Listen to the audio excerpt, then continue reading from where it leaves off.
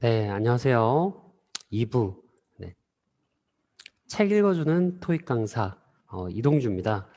지난주에 신경 끄기 기술을 읽고 같이 이제 제가 책을 좀 정리를 해드리고 그리고 또 같이 이야기거리가 있으면 같이 좀 이야기해 보면 좋겠다라고 저희가 시간을 좀 가졌는데요. 책을 읽어 오신 분들이 계신지 모르겠네요. 혹시 책 읽어 오신 분 있으면은 채팅창에 여기 책 읽었습니다. 이렇게 한번 적어 주시겠어요? 책 읽어 오신 분 있습니까? 네. 책 읽어 오신 분 계신가요? 네. 책을 읽어 오지 않으셔도 제가 좀 어느 정도 요약을 해 드릴 거니까요.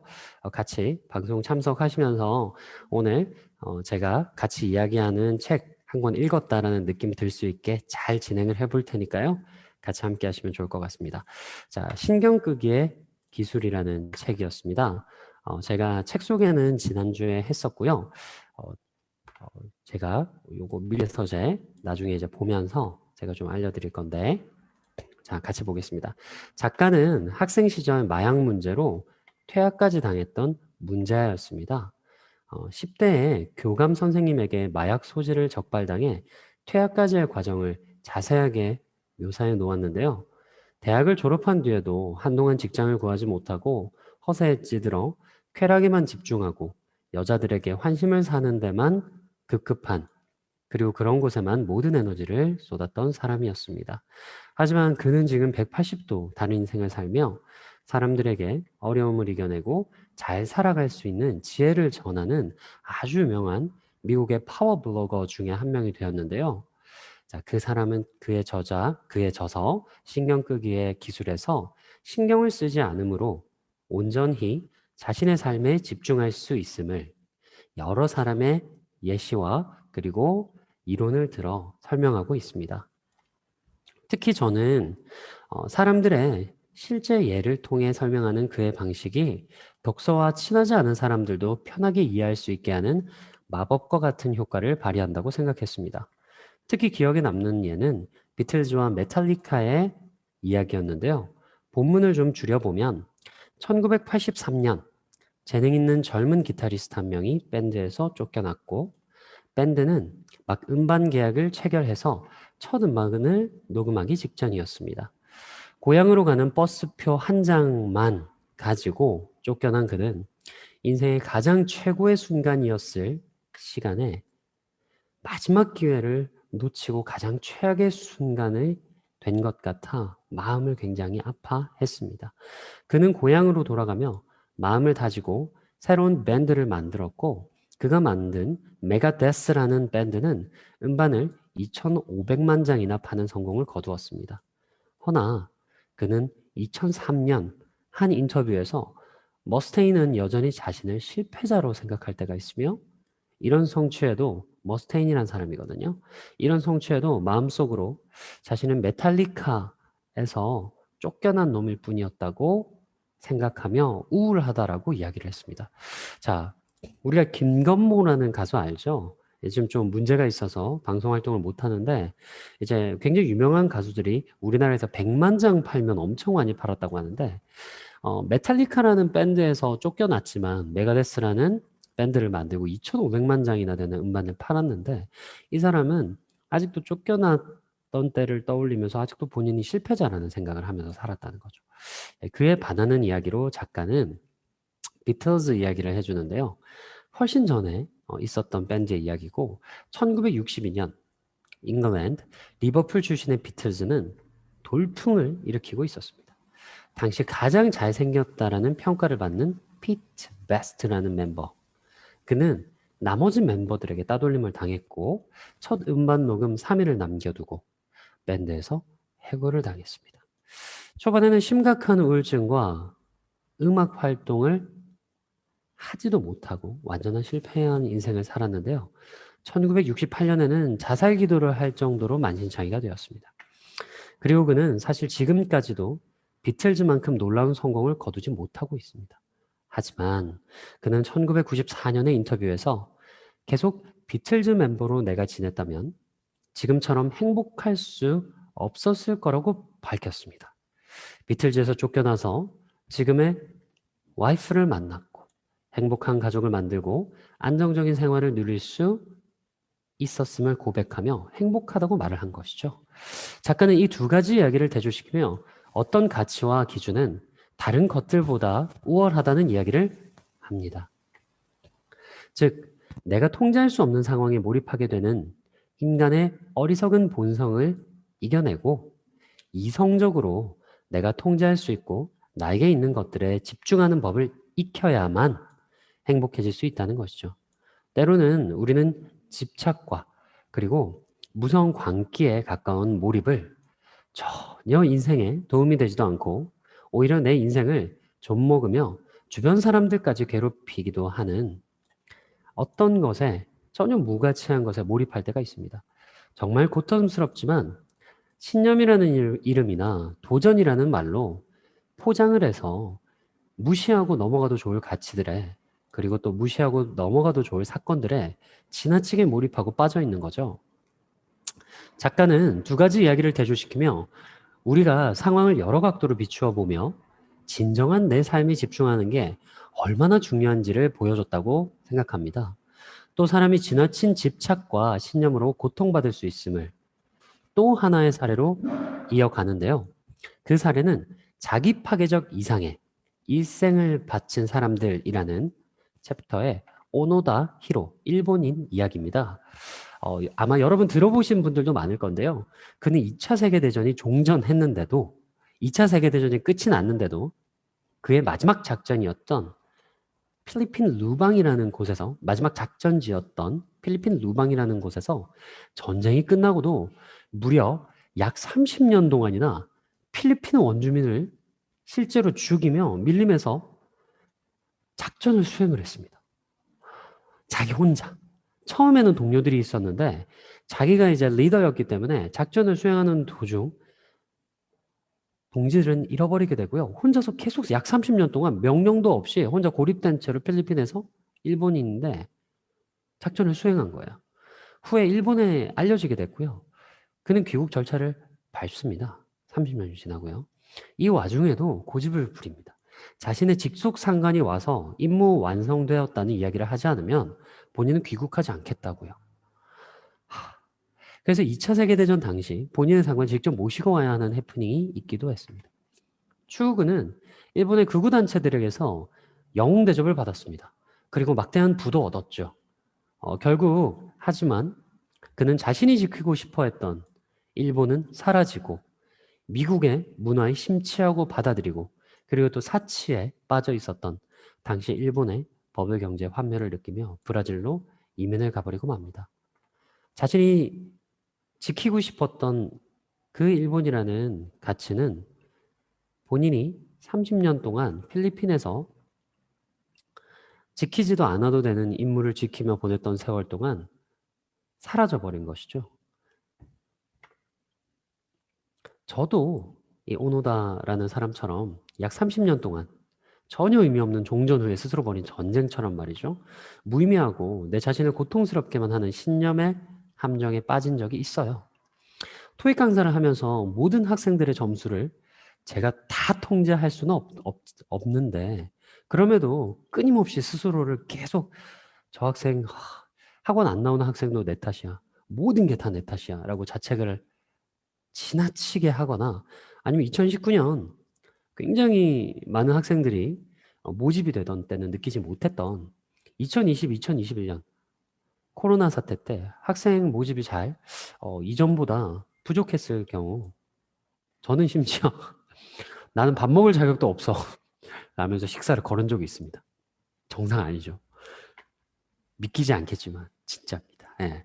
내 안에 자기 파괴적인 모습에 집착하면서 위안을 얻고 싶었는지 저는 뭐 정확하게는 잘은 모르겠는데 당시 저는 정말 굉장히 고통스럽고 심지어 학원 사정이 더 좋아지지도 않았습니다. 한참을 괴로워하던 도중에 당시에 이제 박띵띵이라는 학생이 돌아가는 길에 선생님 코로나로 모두가 힘든 거니까 선생님 너무 기죽지 마세요. 저희는 선생님 편이고 주변 친구들도 토익 끝 제일 좋아해요. 라는 말에 스스로를 고통으로 빠뜨리는 일이 얼마나 무의미한지 깨달았고 주변의 시선 그리고 주변에서 실제로 생각하는 것과 내가 생각하는 건 항상 같지 않구나.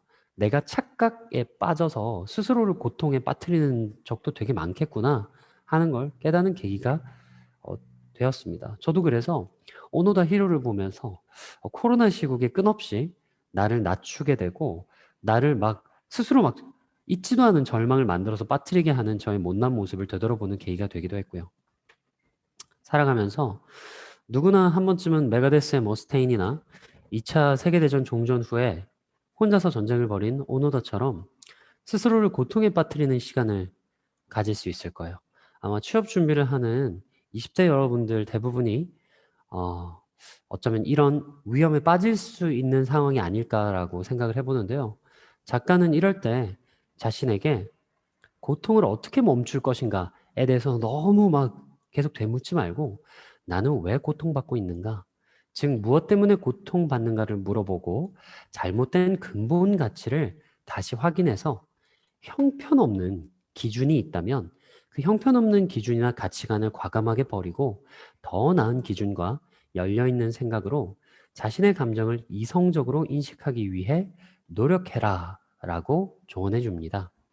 그는 감정은 마치 양파와 같아서 벗겨나가고 벗겨나갈수록 감정에 집중하고 집중할수록 몰랐던 감정이 계속해서 나오고 작가 그 자신조차 자기가 감정 인식을 하기가 정말 어렵다라는 이야기를 합니다.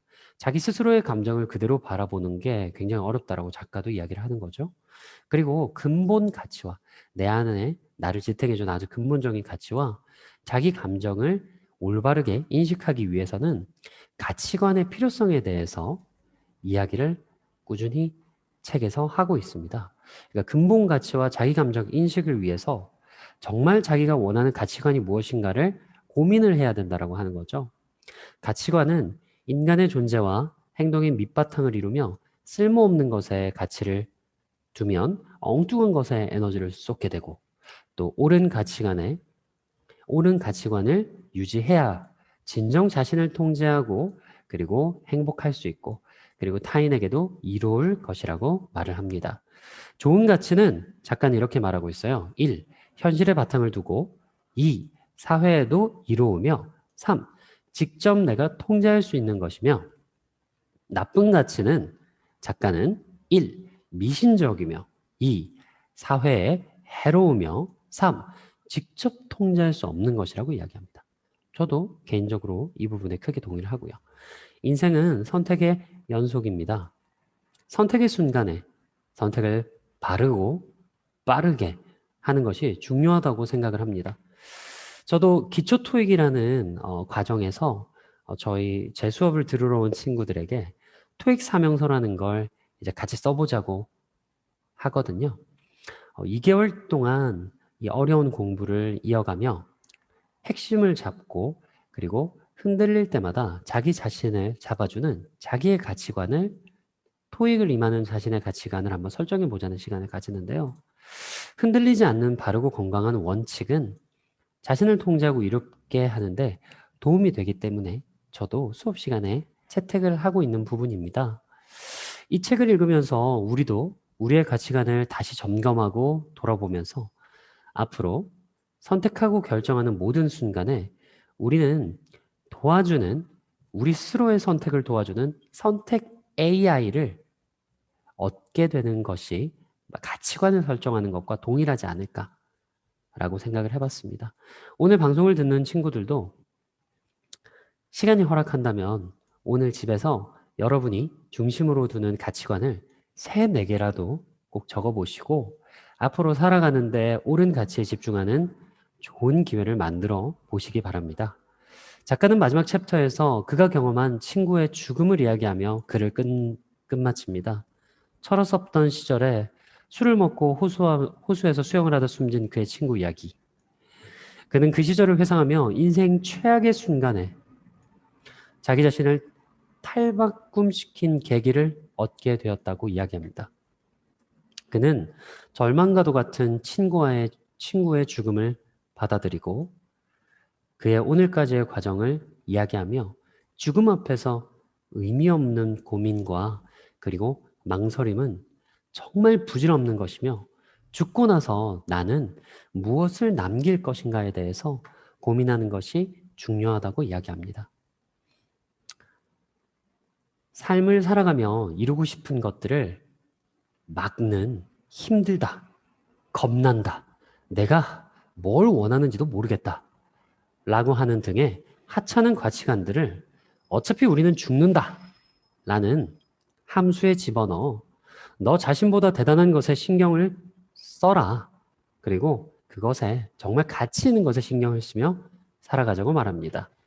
우리는 우리 개인의 작은 부분이 전부가 아니라 우리가 바라보는 건 우리가 생각하고 집착하고 있는 작은 것들이 전부가 아니라 위대한 알 수 없는 무언가의 일부이고 세상에 대단한 필요한 일을 할 수 있는 사람이 나 자신임을 인식하며 의미 없는 허세, 그리고 집착, 교만의 옷을 벗어 던지고 자신을 바라보며 자신을 중심으로 삼으며 위대한 자신의 삶을 독자들이 살아갔으면 한다고 알려줍니다.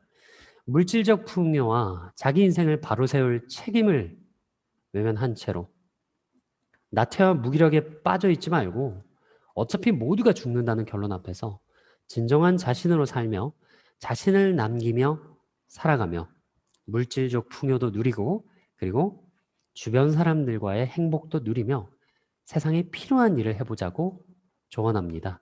이 책을 읽으며 제가 강의를 하며 만났던 많은 친구들이 떠올랐습니다. 누군가는 공부를 하는 과정에 몇 년 동안 만나고 사랑했던 사람과 헤어지기도 하고 또 누군가는 게임을 하며 흠뻑 게임에 빠져서 공부에 흔들리는 경우를 많이 봅니다. 자신이 목표를 세우고 그리고 또 그것을 흔들리는 순간 그 흔들리는 자기 자신을 바로잡을 수 있는 건 자기 자신밖에 없고 스스로의 인생에 집중하고 흔들릴 때마다 자기 자신을 바로 세우고 잡는 노력을 했었던 친구들은 하나같이 몇 년이 흐른 지금 보면 그 친구들은 전부 다 자기 인생을 멋지고 행복하게 살아가는 모습, 그 모습을 기억합니다. 이 방송을 보는 모든 분들에게 저도 이야기 드리고 싶어요.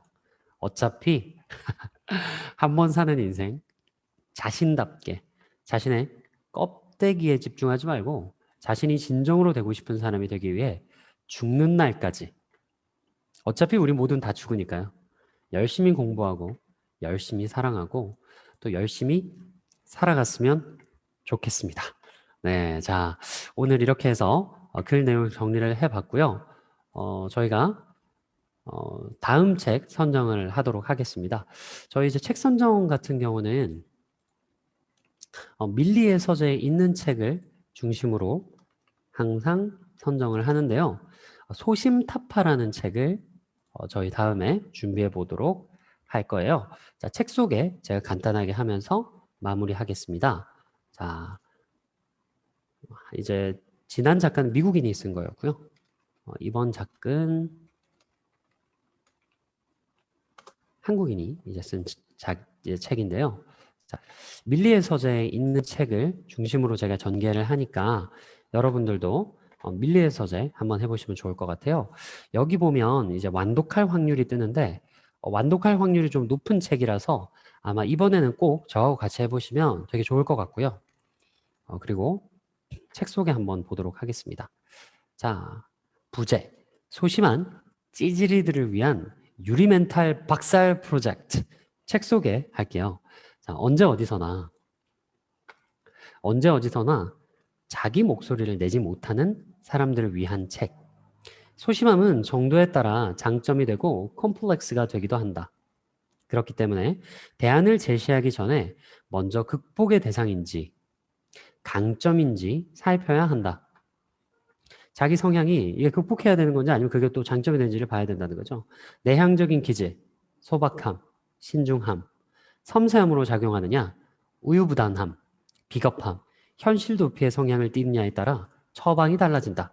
오, 처방을 해주실 걸로 보이네요, 작가님이.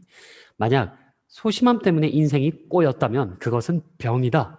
와, 저자는 과거 자신의 경험과 주변의 사례를 들어 소심한 사람들이 사는 세상을 전한다.